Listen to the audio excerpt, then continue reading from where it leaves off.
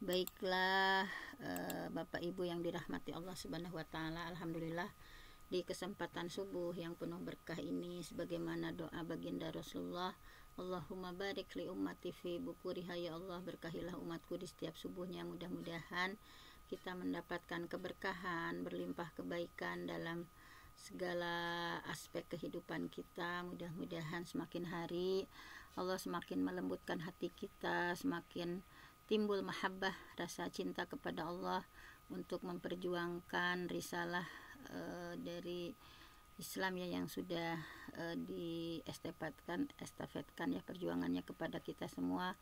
Mudah-mudahan semakin hari timbul rasa khauf ya, rasa takut kita kepada Allah Subhanahu wa taala dengan ilmu-ilmu yang kita cari. Mudah-mudahan semakin memberikan dampak ya kepada diri kita, semakin timbul rasa roja, berharap berbagai rahmat Allah turun kepada kita semua, dan semakin berlindung dari Allah ya, dari segala hal yang berbagai hal yang tidak insya Allah kita akan berlindung ya dari berbagai hal yang membahayakan.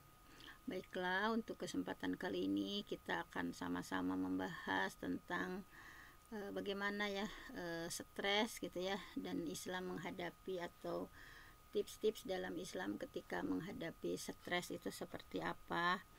Nah, di sini stres di sini bukan berarti stres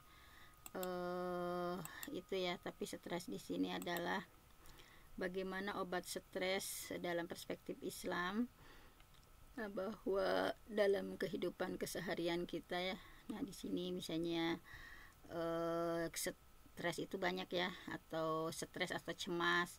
Misalnya stres yang dialami para da'iyah ya ketika menyeru Islam. Kemudian ada cemas dalam beribadah. Kemudian di sini wajah cemas orang yang dikasih amanah kemudian tidak dipercaya. Kecemasan atau seseorang yang nggak salah tetapi dinyatakan bersalah gitu ya. Seorang laki-laki yang khawatir apa yang terjadi kepada istri dan anaknya ya ketika meninggal. Cemas karena hutang, ada cemas karena mimpi gitu ya.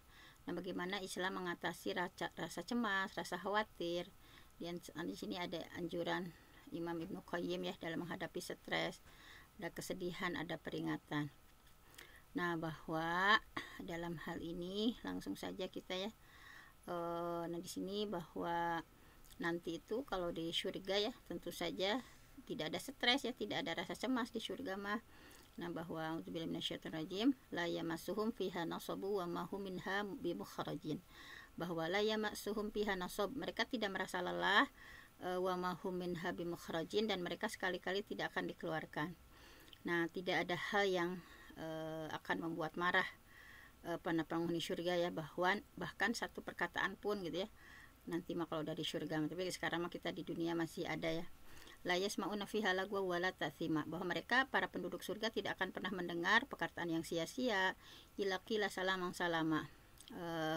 Tidak juga tadi ya laguan yang sia-sia, wala ta'sima, dan yang menimbulkan dosa, illa qila salaman salama, tetapi mereka mendengar ucapan selamat.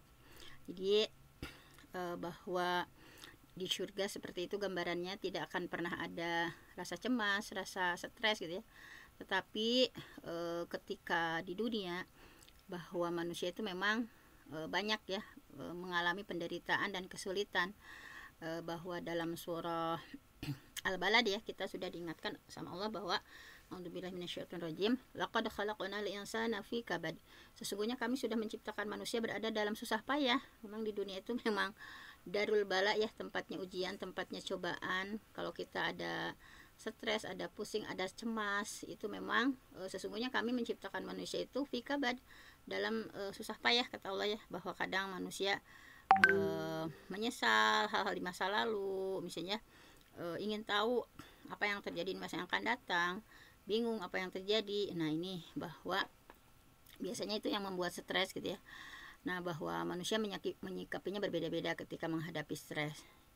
Nah, misalnya di sini kalau misalnya ya, apakah ketika punya iman di dalam hati, ini ya, bahwa ada juga yang terus gitu ya melanggar, nanti melakukan banyak dosa. Kan hati manusia itu kan dibagi dua, ada dua jenis hati manusia itu. Ada hati yang dikuasai Allah ya, mudah-mudahan kita termasuk di dalamnya ya. Hati ya kolbun yang dikuasai Allah, yang dipenuhi dengan cahaya kehidupan, dipenuhi dengan rasa senang, ceria gitu ya, membuat ada pokoknya sifat-sifat baik. Ada juga hati yang dikuasai setan ya. Hati yang dikuasai setan, kita berlindung kepada Allah, mudah-mudahan dijauhkan dari hati yang selalu dikuasai setan, yang selalu stres gitu ya, muram gitu ya, sedih, khawatir gitu ya. Nah, jadi kecemasan dan kekhawatiran itu beda-beda, tergantung dari motivasinya, keadaannya, dan tanggung jawab masing-masing. Nah, salah satu kecemasan atau kekhawatiran yang ini baik, ada juga kan kekhawatiran tapi itu mah hal-hal yang sifatnya baik gitu ya. Misalnya seorang pemimpin merasa cemas ya terhadap yang dipimpinnya, misalnya seperti Umar sama Umarain ya, Umar bin Abdul Aziz dan Umar bin Khattab. Kedua pemimpin ini cemas dan khawatir ya. Umar pernah berpikir bahwa lagi sholatnya malah gimana ya nyiapin pasukan gitu ya, sampai dia beristighfar gitu ya, sampai ke bawah-bawah ketika sholat, dan mencemaskan hewan yang akan menjadi penghalang di tanah Irak. Umar bin Abdul Aziz juga sama ya, pernah mengungkapkan bahwa saya berurusan dengan sesuatu yang seorang pun tidak mampu menolong saya kecuali Allah. Nah, jadi banyak sekali gitu ya para juru dakwah, kemudian para aktivis dakwah ya gitu, bahwa maksudnya kecemasan di sana hal-hal yang sifatnya positif gitu ya. Nah, kemudian jenis-jenis stres gitu ya. Nah, di sini ada, nah, langsung saja ya ke jenis-jenisnya. Jenis-jenis stres atau maksudnya jenis-jenis kecemasan ya.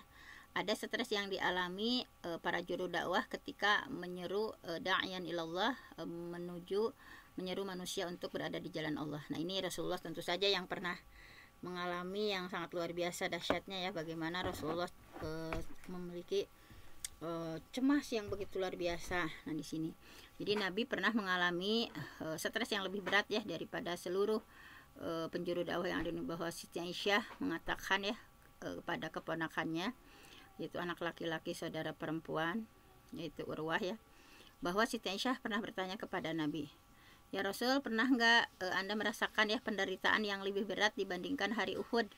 Karena hari Uhud luar biasa, Rasulullah sampai giginya pada itu ya putus, kemudian berdarah, hampir diisukan meninggal gitu ya, dengan segala penderitaannya. Maka Siti Aisyah nanya, ya Rasulullah, apakah Anda pernah merasakan penderitaan yang lebih berat dibandingkan hari Uhud? Kemudian Rasulullah bersabda ya, menyampaikan bahwa aku menderita karena umat ini. Jadi pernah Rasulullah dalam keadaan sulit gitu ya karena umatnya, dan yang paling buruk adalah aku menderita karena mereka pada hari Aqobah ya, ketika aku memohon kepada Ibnu Abdul Yalai bin Abdul Khalal, dia nggak ngasih tanggapan yang sesuai dengan harapan. Jadi ketika Rasulullah ke Taif ini ya, bahwa ini juga sesuatu yang berat dialami Rasul ya, bagaimana kan disiksa dari Mekah kemudian ke Taif itu ingin meminta perlindungan, tetapi tidak sesuai harapan, malah diusir gitu ya. Aku meninggalkannya, tidak tahu kemana aku harus pergi, dan aku tidak menyadari, sampai Rasulullah ya kayak kan udah saking stresnya, saking itunya ya, sampai jalan gitu nggak tahu kemana, dan tidak menyadari di mana aku sampai. Aku tiba-tiba di Qarn at-Talib. Kemudian aku mengangkat kepala dan melihat awan ya yang menyelimutiku. Kemudian aku melihat lebih dekat, dan aku melihat malaikat Jibril yang memanggilku dan berkata, Allah sudah mendengar apa yang diucapkan umatmu kepadamu ya, bagaimana cacian, makian, dan pengusiran, dan juga tanggapan mereka. Nah, dan Allah sudah mengirim malaikat gunung ya, malakul jabal ya, malaikat gunung, untuk melakukan perintah. Pokoknya apapun yang Anda inginkan ya pada Rasul, kepada umat, akan dikabulkan. Kemudian malaikat gunung memanggilku, memberi salam dan berkata, Muhammad, jika kamu menginginkannya, aku akan menghancurkan mereka di antara dua gunung.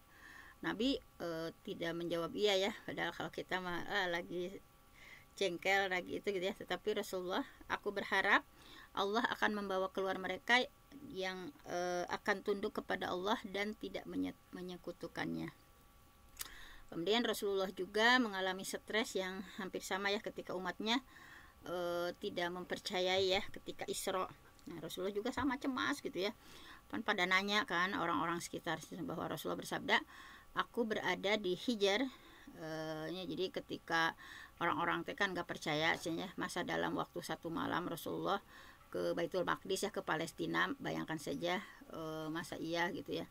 Tetapi nah di sini digambarkan ya bahwa aku berada di Hijr, daerah haram Mekah ya, dekat Ka'bah, dan orang-orang Quraisy bertanya tentang perjalanan malamku gitu ya. Mereka bertanya tentang Baitul Maqdis gimana gitu ya, dan aku merasa stres dan cemas.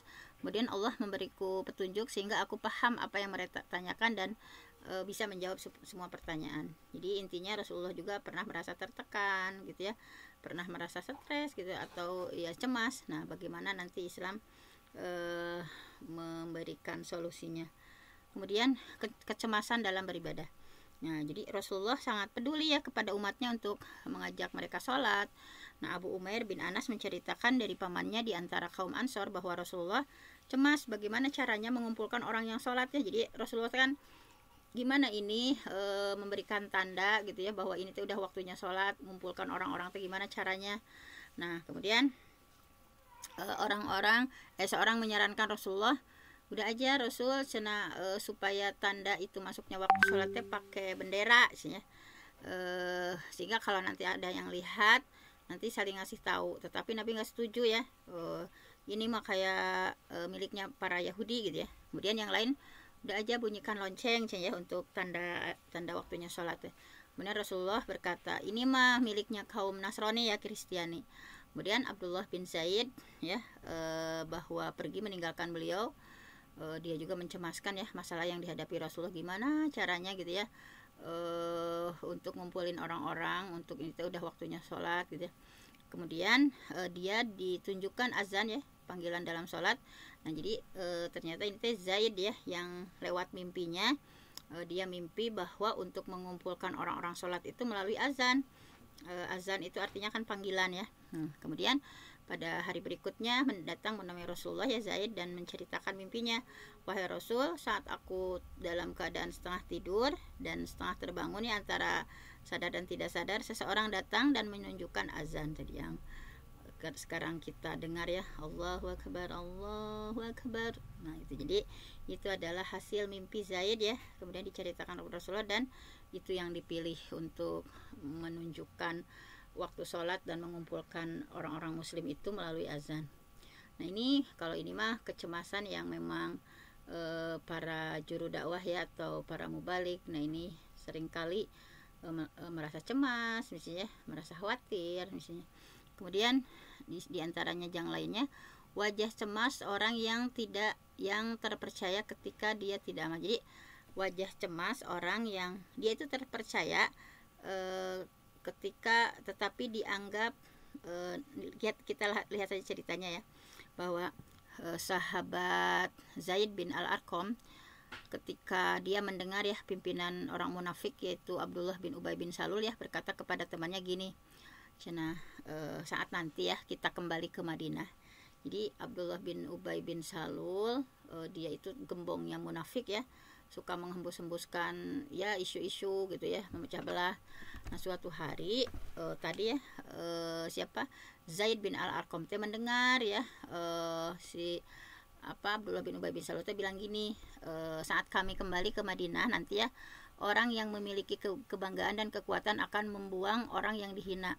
Orang yang memiliki kebanggaan dan kekuatan itu adalah dirinya ya. Jadi bahwa dan orang yang dihina itu adalah Rasulullah dan orang yang bersama beliau. Jadi ketika nanti kembali ke Madinah, kita intinya akan membuang ya Rasulullah dan pengikutnya gitu intinya.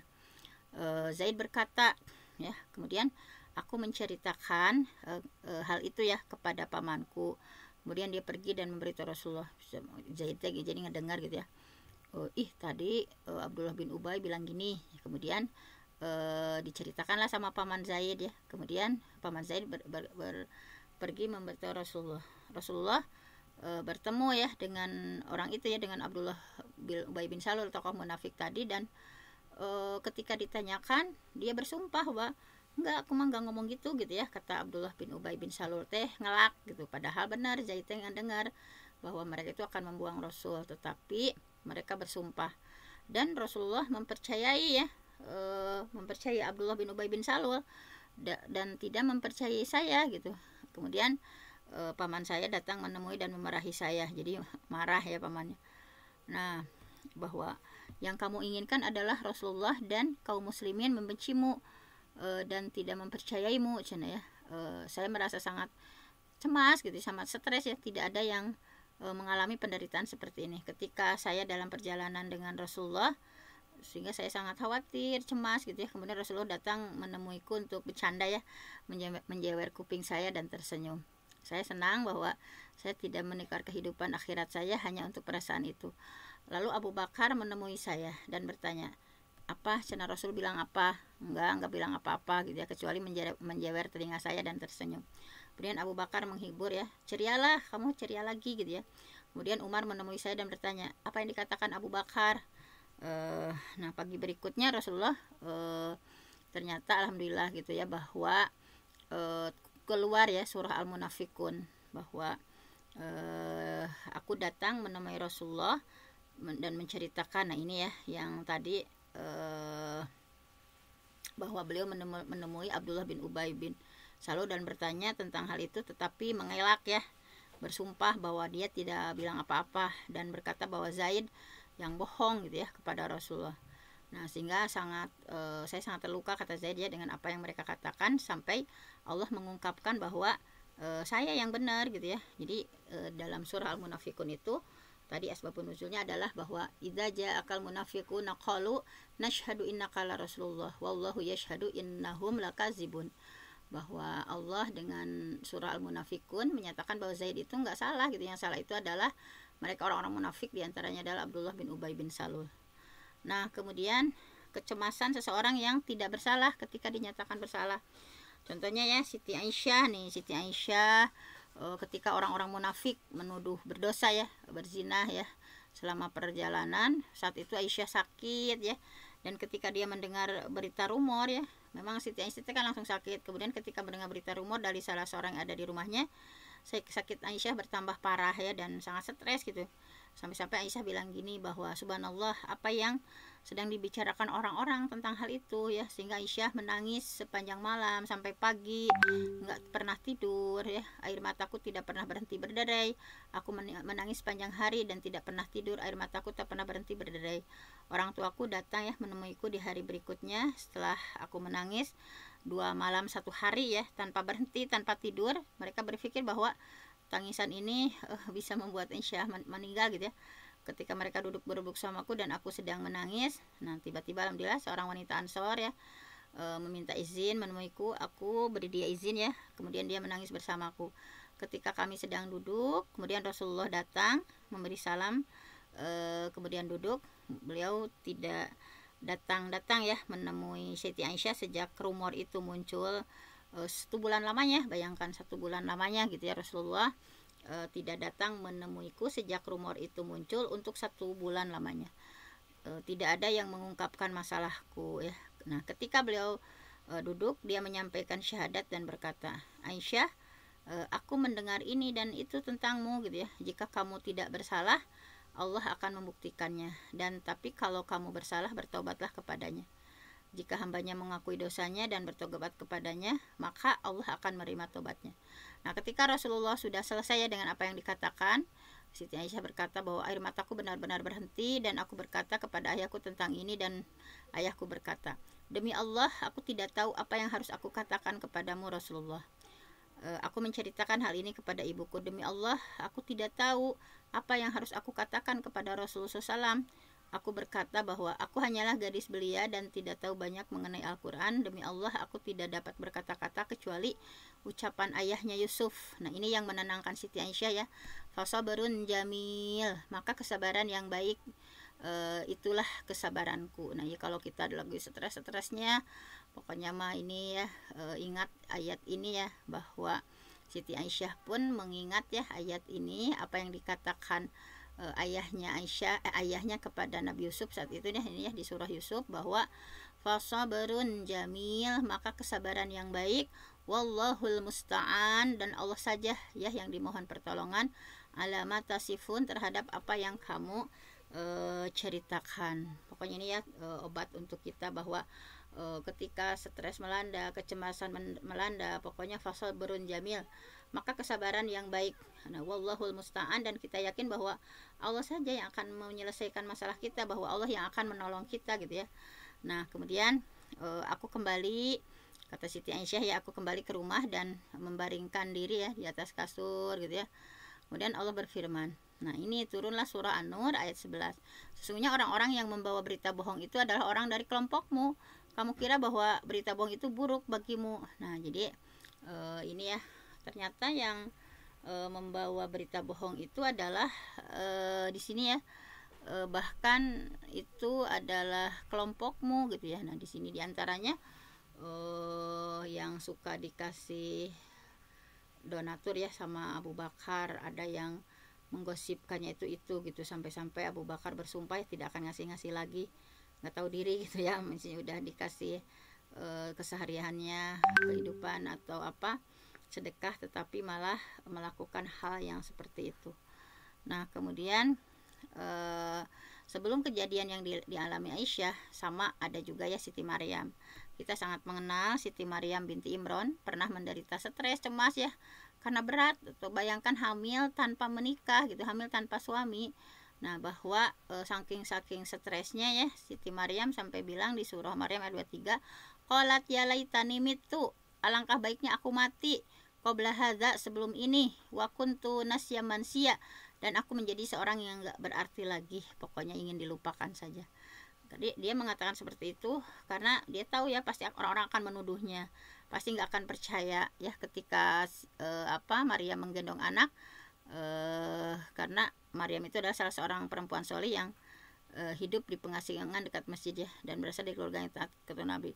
Jadi ketika ditanya ya, kamu kan dari keluarga baik-baik, kenapa kamu siapa sih ayah anak ini?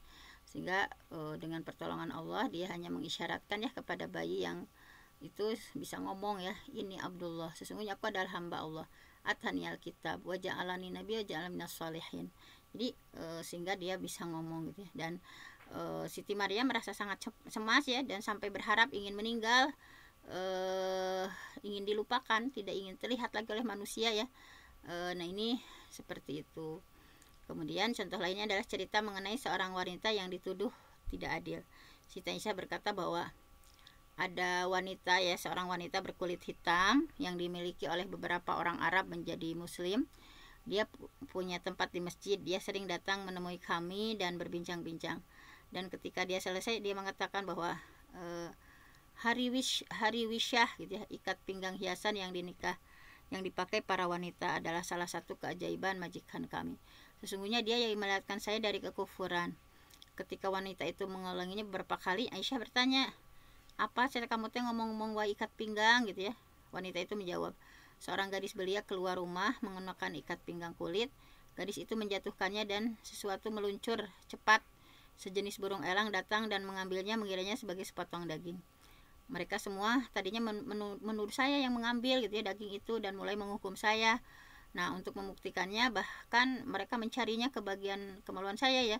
Ketika mereka melakukannya dan saya sangat stres, sesuatu yang meluncur cepat tadi kembali meluncur di atas kepala kami dan menjatuhkan ikat pinggang tersebut. Mereka mengambilnya dan saya berkata kepada mereka, ini nih tadi yang kalian tuduhkan saya mengambil, dan terbukti saya itu nggak salah gitu. Nah, kemudian di antara stres ya yang pernah dialami yang lainnya adalah seorang laki-laki yang khawatir apa yang terjadi kepada istri dan anaknya setelah meninggal. Bahwa Siti Aisyah menceritakan bahwa Rasulullah pernah bersabda, satu hal yang membuat saya khawatir adalah apa yang akan terjadi kepadamu wahai istriku ya setelah kematianku nanti. Tidak ada seorang pun yang bisa menjagamu kecuali mereka yang benar-benar sabar. Nah, kemudian ada juga kecemasan karena memiliki utang gitu ya. Zubair. Nah, ada salah seorang contohnya Zubair ya, yang diceritakan oleh anak laki-lakinya bernama Abdullah bin Zubair. Ketika Zubair berdiri ya untuk bertarung dalam perang Jamar, Dia memanggilku, lalu aku pergi menemuinya dan berdiri di sampingnya. Dia berkata, wahai anakku, tidak ada seorang pun yang akan terbunuh hari ini kecuali orang yang jahat ya, atau orang yang berbuat kesalahan. Aku dapat merasakan kalau aku akan meninggal hari ini sebagai orang yang berbuat kesalahan. Kekhawatiran yang terbesar adalah hutang-hutangku gitu ya. Apakah kamu pikir kekayaan kita akan ada sisanya setelah membayar semua hutang kita? Wahai anakku, ya, jual saja harta kita dan bayar semua hutang. Kemudian Abdullah berkata, ayahku memulai menasihati apa yang harus diperbuat untuk hutang-hutangnya, dan memberitahukan, wahai anakku, jika kamu tidak bisa membayar sama sekali, carilah bantuan maula. Demi Allah, setiap kali aku merasa stres karena kesulitan membayar hutang ayahku, aku berdoa, wahai maula Zubair, bayarlah hutangnya, dan Allah membayarnya.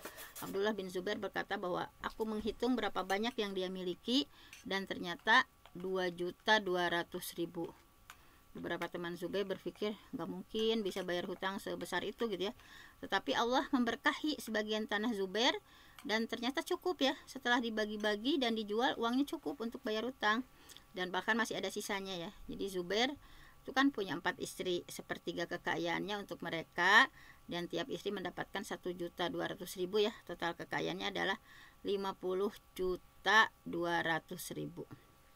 Kemudian, nah ini cemas karena mimpi gitu ya.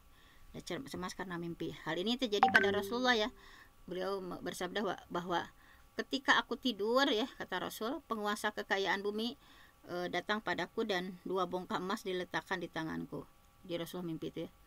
Dan ini membuat stres ya, tetapi Allah menunjukkan kepadaku agar aku melemparnya, dan aku melakukannya, dan mereka menghilang. Jadi aku merasa bahwa mereka itulah 2 orang pembohong, yang satu adalah Son'a, yang satunya adalah Yamamas. Ibnu Umar juga merasa stres ya, nah karena sebuah mimpi yang dialaminya. Dia menceritakan kepada kami, beberapa laki-laki di antara sahabat Nabi yang melihat dalam mimpinya terdapat Rasul. Mereka menceritakannya kepada beliau dan berkata ya, dan beliau berkata, Masya Allah. Nah di sini dan masih banyak lagi ya kesetresan atau kekhawatiran yang dialami, yang pernah dialami gitu ya.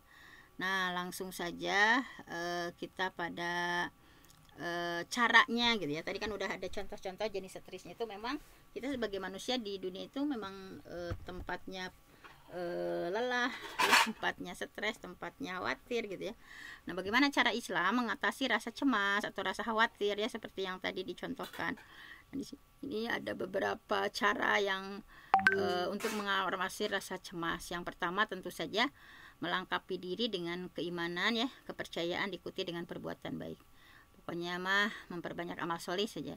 Man amila solihan, barang siapa yang mengerjakan amal solih, min zakarin au unsa, baik laki-laki atau perempuan, wa huwa mu'min, sedangkan dia perempuan, falanuhyiyannahu hayatan thayyibah, maka akan kami berikan kepadanya kehidupan yang baik. Jadi pokoknya kita mau fokus memperbanyak amal solih ya, berlandaskan keimanan. Pokoknya falanuhyiyannahu hayatan thayyibah, maka akan berikan kehidupan yang baik, walanaziyannahum ajrahum bi ahsani ma kanu ya'malun. Karena sesungguhnya kami beri balasan kepada mereka dengan pahala yang lebih baik dari apa yang telah mereka kerjakan. Nah jadi mereka yang keimanannya kuat, percaya kepada Allah gitu ya, keimanan yang benar, mendorong diri untuk berbuat baik ya dari hati mereka, merubah status dari di dunia ini dan dunia selanjutnya, punya jadi ketika pokoknya menerima kesenangan dan rahmat dari Allah dengan penuh syukur gitu ya. Nah jadi pokoknya bersenang, berharap bahwa hal-hal itu ya akan betul-betul mereka raih ya dengan penuh kesyukuran, dengan rahmat. Jadi ketika menghadapi stres itu, ketika menghadapi rasa cemas, rasa khawatir, mereka menghadapinya ya dan menguranginya semampu mereka, dan mereka bersabar ya. Hal-hal yang misalnya emang itu nggak ada pilihannya, mereka tadi ya bahwa lebih memilih untuk bersabar, banyak misalnya kuat menghadapi keadaan sulit, kemudian berbagai kesabaran lainnya ya, bahwa kecemasan yang mereka alami itu berganti dengan rasa bahagia, dengan adanya harapan ya, Allah akan ngasih solusi, bahwa akan ada rahmat dari Allah, akan ada pahala. Bahwa kan dalam hadis juga ya, ajaban li amril mukmin, sungguh luar biasa orang yang beriman mah ya. Semua yang terjadi padanya selalu dianggap baik. Pokoknya ini ya, kita berfokus pada ini, bahwa apapun yang terjadi itu yang terbaik, bahwa tidak ada dan tidak terjadi pada orang yang tidak beriman. Pokoknya ketika dia mendapati kebahagiaan ya, tentu saja syakara, bersyukur. Ketika ada sarra, kebahagiaan, bersyukur. Dan ketika ada sesuatu yang menimpa buruk, doro, kemudian senantiasa sobaro, bersabar. Jadi kata kuncinya, kita apapun yang terjadi, ketika hal-hal baik ya, sarra, kebaikan-kebaikan, kesenangan-kesenangan, syakaro, kita bersyukur. Tetapi ketika menimpa doro, berbagai kemodorotan, berbagai keburukan ya, sobaro, tetap bersabar. Nah ini ya, ketika kita melihat kesulitan betul-betul dari perspektif Islam ya. Pokoknya tadi, kalau hal-hal saro, ada hal senang, syakaro, tambah syukurnya. Kalau ada doro, keburukan-keburukan atau hal-hal negatif, sobaro, tentu saja kuncinya bersabar. Nah kemudian yang kedua adalah berpikir bahwa sebagian orang Islam akan mampu menghapus dosanya dengan memurnikan hati dan meningkatkan derajatnya saat dia mengalami stres dan cemas dalam hidup. Jadi harus yakin bahwa dengan kecemasan, kesetresan yang dialami, bahwa itu adalah wasilah kita dihapus dosa, wasilah untuk memurnikan hati, itu kita akan diangkat derajat sama Allah. Nah jadi kan Rasulullah bersabda bahwa tidak ada rasa lelah, tidak ada rasa sakit, tidak ada rasa stres, cemas, sedih, atau cedera yang dialami seorang muslim. Bahkan hanya sebuah tusukan di sebuah duri pun Allah akan menjadikannya sebagai penebus dosa. Jadi ketika Allah ngasih ujian ya, kita merasa stres, cemas, sedih gitu ya, bahwa Allah akan menggantikannya untuk menjadi penebus dosa. Bahkan kita tertusuk duri saja, itu kita akan dihapus dosa-dosanya. Jadi tidak ada rasa sakit, lelah, penderitaan, kesedihan yang terjadi pada muslim, bahkan rasa khawatir, melainkan itu sebagai penebus dosa gitu ya. Jadi apapun yang terjadi adalah seperti itu. Nah jadi orang yang stres atau yang cemas harus tahu bahwa rasa sakit ya, secara psikologis dalam bentuk apapun pasti ada gunanya gitu ya. Nah ini sebagai hasanah atau perbuatan baik dan menghapus sayiat gitu ya. Pokoknya harus tahu apapun rasa sakit itu ya, pasti ada gunanya, baik itu sebagai hasanah, perbuatan baik, dan sayiat ya, menghapus perbuatan buruk. Sebagai seorang muslim harus menyadari bahwa kalau bukan karena bencana atau cobaan, nah ini tangan kita akan kosong ya. Nah pada hari kebangkitan, seperti halnya para ulama terdahulu, mereka akan merasa senang ketika bencana datang, seperti halnya saat kebahagiaan datang kepada mereka. Ketika seseorang memahami bagaimana cobaan dapat menghapus dosa ya, dia akan merasa senang, bahwa khususnya jika terjadi segera setelah dia melakukan perbuatan dosa. Misalnya seperti yang terjadi pada sahabat Abdullah bin Mughaffal yang menceritakan seorang laki-laki bertemu seorang perempuan, bertemu seorang perempuan yang menjadi pelacur selama zaman jahiliyah. Dia bergurau dengannya, kemudian menyentuhnya. Perempuan itu berkata, hati-hati, Allah sudah melenyapkan syirik ya. Affan berkata, sudah menghancurkan jahiliyah dan membawa kami ke dalam Islam. Laki-laki itu pergi dan berjalan ke arah dinding, memalingkan wajahnya. Rasulullah datang, laki-laki itu menceritakan apa yang terjadi, dan beliau berkata, kamu adalah hamba yang diharapkan berbuat baik ketika Allah berharap kebaikan bagi hambanya. Jika Allah berharap kebaikan atas hambanya, maka dia memberatkan hukuman di dunia atas dosa-dosanya. Jika dia menghendaki hal buruk menimpanya, dia menahan hukumannya sampai hari kiamat, dan semua dosanya akan disatukan pada hari itu. Seperti itu ya. Kemudian memahami kenyataan di dunia, bahwa sebagai seorang hamba Allah pasti memahami bahwa hidup dunia itu hanya sementara gitu ya, bahwa kemewahan di dunia itu tidak berarti apa-apa. Kesenangan di dunia itu tidaklah sempurna. Jika misalnya kita sedikit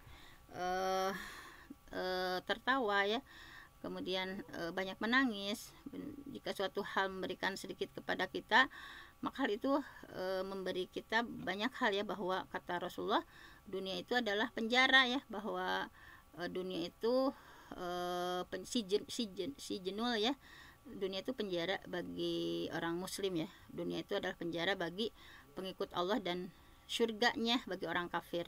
Jadi kita harus yakin bahwa kalau kita sebagai seorang muslim pengennya yang senang-senang saja ya, bahwa kan hufat bil makarih, kita itu orang mukmin itu ketika dunia itu penjaranya bagi orang mukmin, tetapi bagi orang kafir mah itu surganya mereka ya. Kita harus yakin bahwa seenak-enaknya di penjara gitu ya, si jenul mukmin ya, bahwa seenak-enaknya di penjara kan seperti apa. Jadi orang yang mengikuti jalan Allah, dirinya akan merasa tenang ketika meninggalkan dunia ini, karena banyak penderitaan, banyak kesedihan di dunia itu. Bahwa Abu Qatadah bin Ribi al-Ansari pernah berkata bahwa Rasulullah melewati sebuah pemakaman dan beliau berkata bahwa dia merasa bebas sekarang dan orang pun bebas karenanya gitu ya. Orang-orang bertanya, wahai Rasulullah, bagaimana dia merasa bebas dan orang-orang merasa bebas karenanya? Rasulullah berkata bahwa hamba yang beriman kepada Allah ini ya, yang udah meninggal ini, bebas karena tidak lagi mengalami lelah, tidak lagi mengalami sakitnya di dunia, dan sudah tenang menuju pergi ya kepada kepada Allah gitu ya. Dan ketika penentang Allah ya, penentang Allah meninggal, maka manusia, tanah, pepohonan dan binatang pun terbebas dari doang itu. Nah, jadi bagi yang mengikuti jalan yang sudah ditetapkan Allah, bahwa kematian membawa kebebasan dari stres ya, cemas dan rasa sakit yang dialami.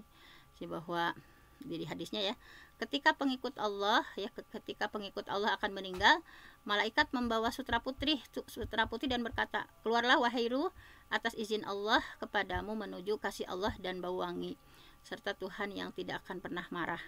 Sehingga ruh itu keluar seperti bau wangi ya, bau wangi terbaik, dan malaikat mengambilnya dan membawanya hingga pintu surga. Mereka berkata, bagaimana wangi yang datang ini bisa datang dari bumi ya? Malaikat membawa ruh itu ke pemiliknya. Apa yang kamu lakukan? Kenapa ruhnya itu wangi gitu ya? Kemudian para malaikat berkata, jangan ganggu dia stres karena dunia. Ketika dia bertanya, kalau tidak melakukan apa-apa, mengapa dia datang kepadamu? Malaikat berkata, dia akan dibawa ke neraka. Ketika seorang kafir akan meninggal, malaikat menghukumnya dengan membawa kain karung ya, dan berkata, keluarlah ruh yang kosong dengan kemurkaan Allah menuju hukuman Allah. Sehingga ruh itu keluar seperti daging busuk ya, yang terburuk, dan malaikat membawanya ke pintu gerbang bumi. Malaikat berkata, seberapa bau busuknya ruh ini sampai mereka membawa roh itu ke dalam tempat yang mereka ingkari ya, ke dalam neraka.